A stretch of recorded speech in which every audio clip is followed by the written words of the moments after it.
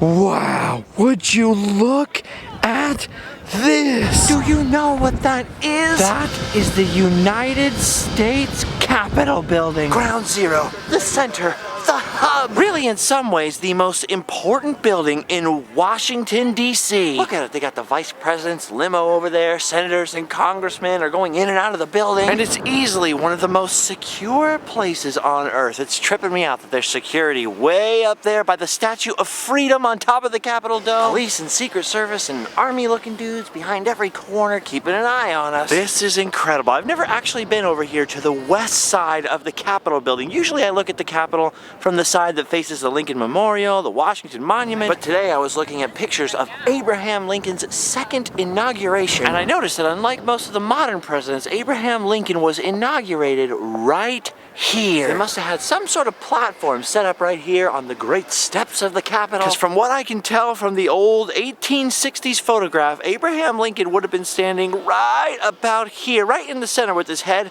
sort of up there. And interestingly, up on the Capitol's balcony up there, just above Lincoln's head in the photograph, right up there on that sort of terrace, the top one, this one right here, you can actually see John Wilkes Booth if you look closely enough. Most historians and researchers agree that's the head of John Wilkes Booth peering down at Abraham Lincoln giving his second inaugural address, one of his greatest speeches of all time. And that image, if that is Booth, is crazy because just 1 month and 10 days later, Booth would assassinate the president. That's kind of sad. I don't want to think about that, but look at that right there, right on these steps, Abraham Lincoln inaugurated as the president for the second time. That is awesome. I've never been so close to the U.S. Capitol before. This is kind of amazing. It's actually a very beautiful building. Look at that. Soak it in. Soak it in. Now you can actually visit the U.S. Capitol and go inside, but at the moment there appears to be quite a long line. So I'm just sort of being a looky-loo on the outside today, wandering around. The group of people that I'm with that invited me to New York and then to come to D.C. with them, they're all breaking up tomorrow, flying to different places, and I'm flying back to Los Angeles. So there's a lot of packing to do, a lot of goodbyes to say, but I thought I'd take a little walk around before I head back to warm, sunny Southern California. Actually, it's not too bad out here temperature-wise, but every couple of minutes, just when you're feeling warm, a crazy gust of wind blows that I swear instantly popsicle-ifies you. Wow, what a crazy place to be standing. The United States Capitol, the USA, still under construction. Look at this. Over here, the Library of Congress, and then just over here, the Supreme Court of the United States. Wow, look at that. Just think about it.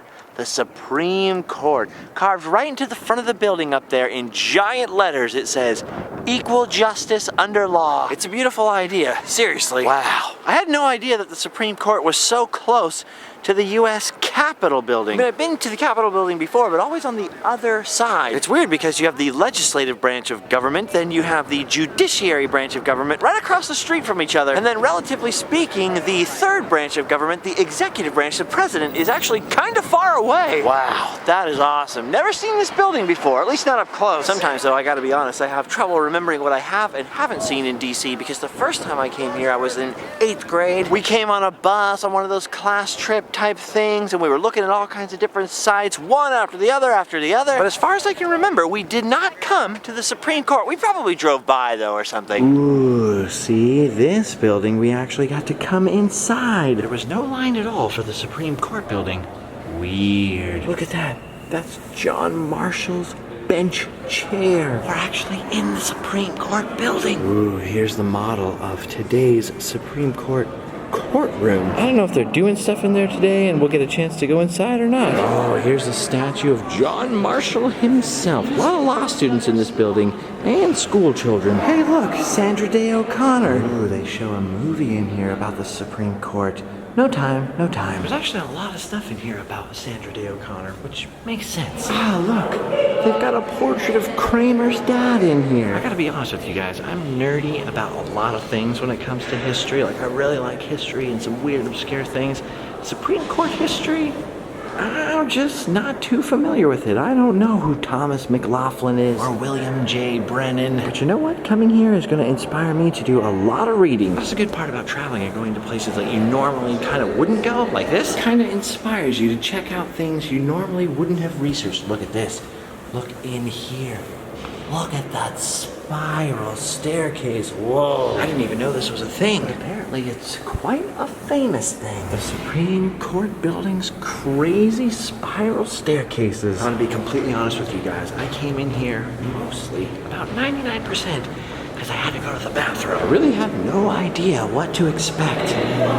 Look at this. We're now on the first floor of the building, rather than the weird kind of basement-y entrance that we came through. I did manage to actually get inside of the courtroom. They're not hearing arguments or anything like that today. But apparently photography and video is very strictly prohibited at the request of the justices themselves. I would complain to somebody, but who do you complain to when the Supreme Court says you can't film in there, huh? Wow, that's awesome. I would have never supposed that I could have gone into the courtroom in the Supreme Court building. It basically looks a lot like this. There's just a bench with 9 seats behind it and some chairs, but the ceiling is the same. You know, there's marble columns in there, some friezes. You kind of get the idea out here. Pretty crazy. I went in there just because I had to go to the bathroom.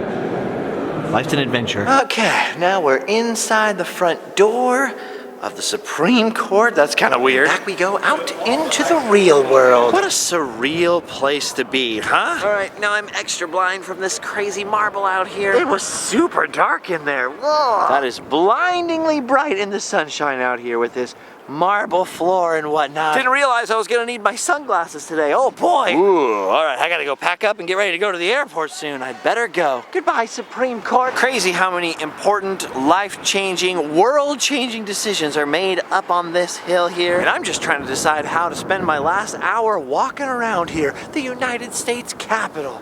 Crazy. With so many crazy important government buildings and so many museums down here, I gotta be honest with you, it's almost impossible to make up my mind how to spend my last hour. Luckily, I brought along a friend of mine, Little Bill Shatner, and promised him that he could see some sights as well. And there's only one thing that Little Billy Shatner wants to see. So we're gonna have to head down to the National Air and Space Museum, right, buddy? I'm Captain Kirk. Ah, yes, here it is.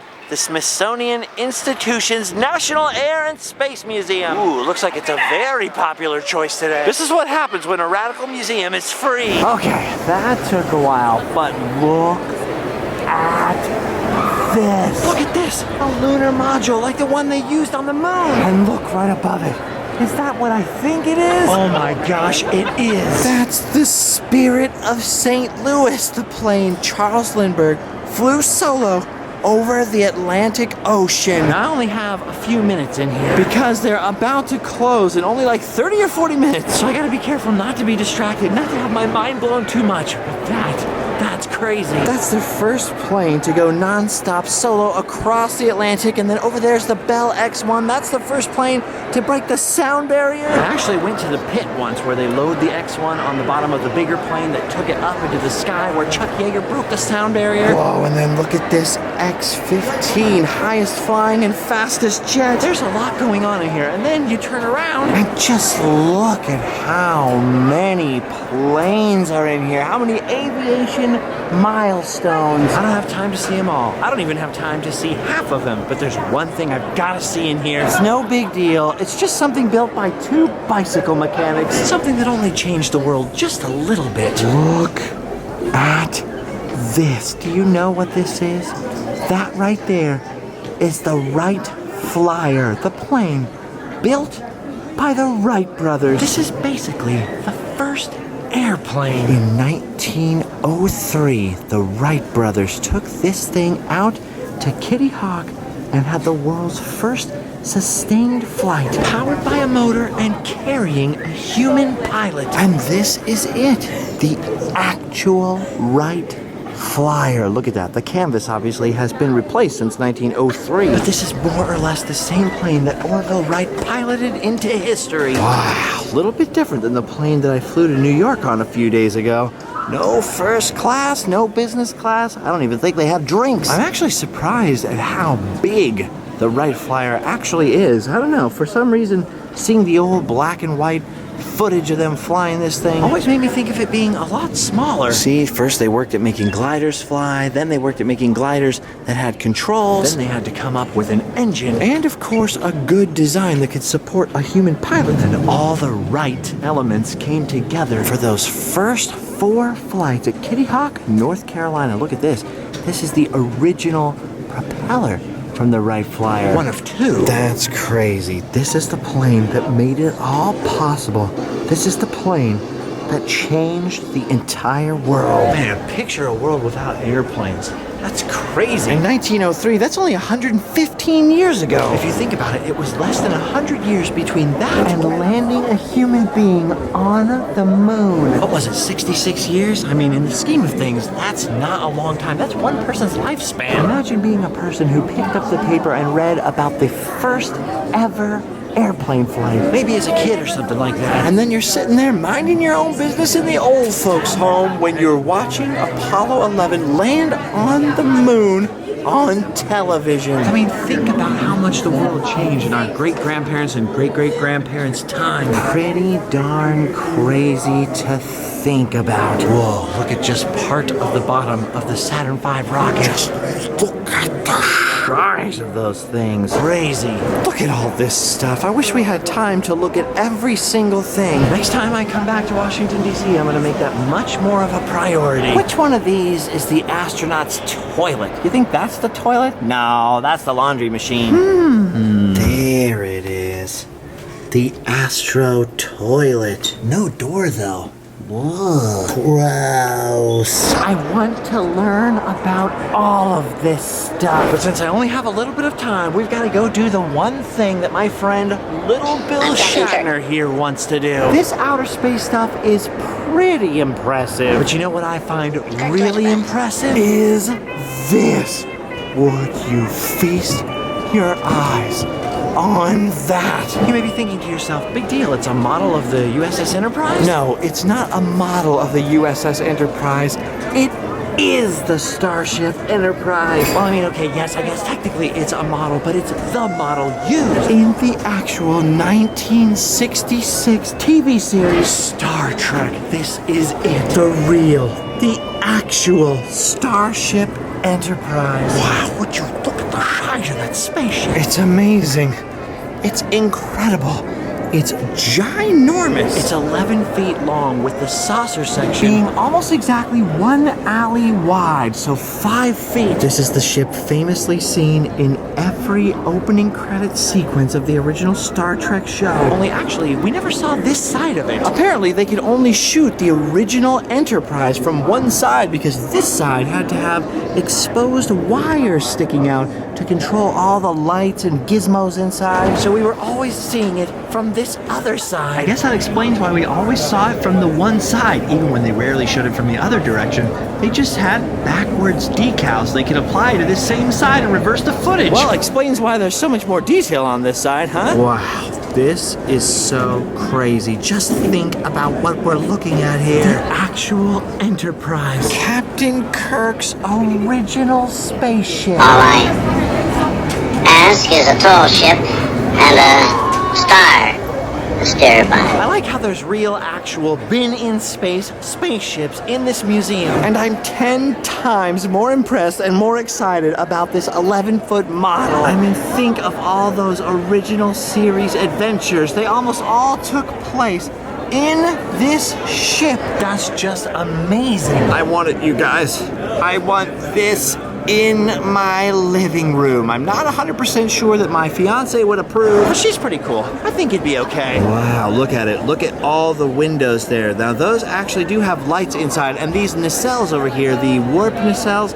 they have lights in the little nose cones of them as well, but they only light it up 3 times a day for 10 minutes at a time. And of course, I missed it. Look at that. There's a picture of this model back in the day being filmed against a blue screen. And when they were filming it, this piece of metal right here was the original stand that held the entire thing up, which is pretty impressive because I'm telling you, in real life standing here, this model seems really big. It looks like it would weigh 500 or 600 pounds, but according to the information down there, it's actually only about 200 pounds. Which means that this giant thing, which is basically 5 by 11 feet, is actually barely heavier than I am. Now, I am a pretty big Star Trek fan, mostly of the original series and especially of the original series movies. I'm a big enough fan that I would describe myself as a Trekkie, but wouldn't describe myself as a Trekker, which is the official name of a Star Trek fan. That's the old school, super technical, ultra super fan word. We're Trekkers,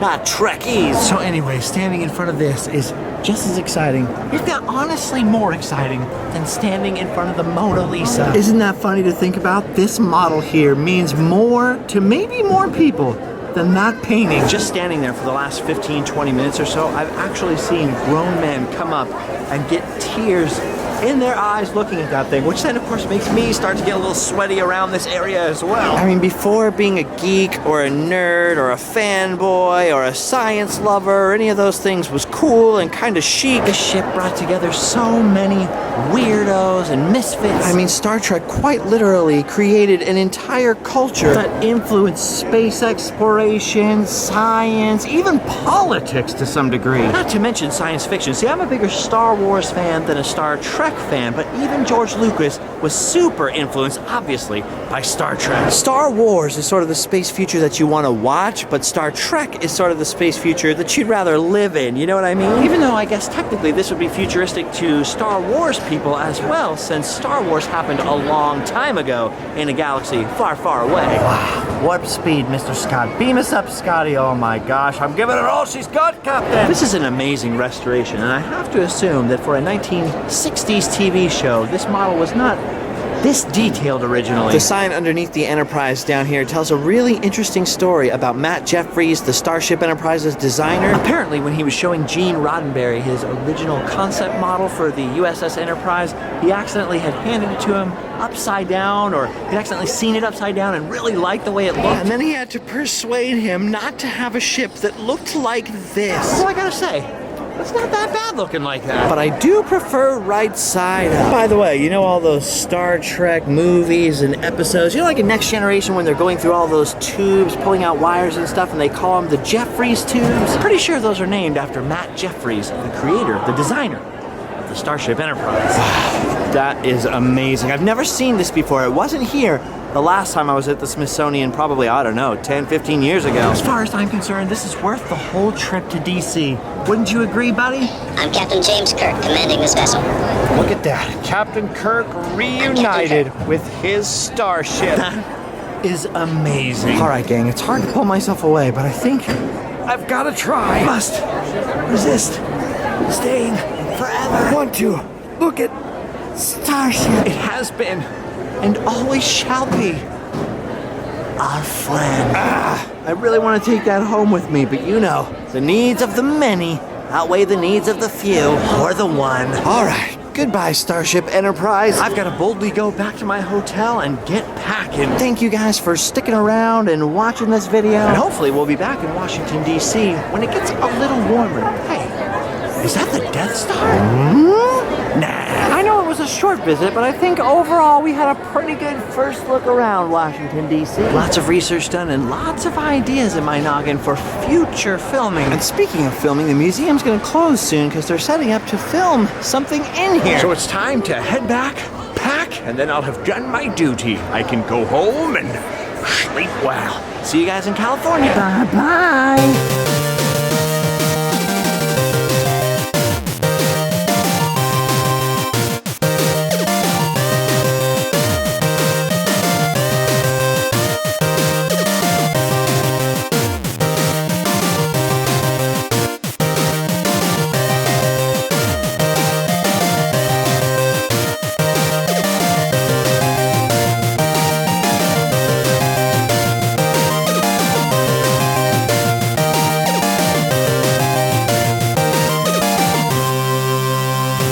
Wow, seeing the original Enterprise really knocked my Spocks off. These socks are highly illogical. Ooh, there's a little piece of Star Wars in the museum as well.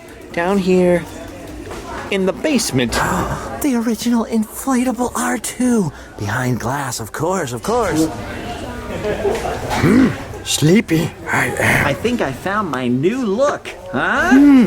Well, this is puzzling. I get it. Say what? Oh, just the book I was looking for. New career, here we come. Look at this. It's Amelia Bearheart. Ooh, set phasers on fun. I have no idea what else to say, so I'm just gonna move my lips as if I'm saying something and fill it in later, huh? What a fun one! Ooh, look at this plaque here. Look at. See, this is why I love traveling and coming to places like this, because I always learn something new. I never knew that the Supreme Court building was built on the site of the old brick Capitol. After the British basically burned down Washington, D.C. in the War of 1812, local Washington city father and real estate types built the United States a temporary brick capital, which did become the capital of the United States for a little while on this site, just to make sure that they weren't tempted to move the capital somewhere else, since, you know, it had been burned down. It was just the capital for a few years until they, rebuilt the actual United States Capitol over there. And the building was here for a long, long time. It was even used during the Civil War as a prison, the old brick Capitol prison. But this is the part I didn't know. It says that President Monroe was inaugurated here in 1817 and established the custom of public inaugurals.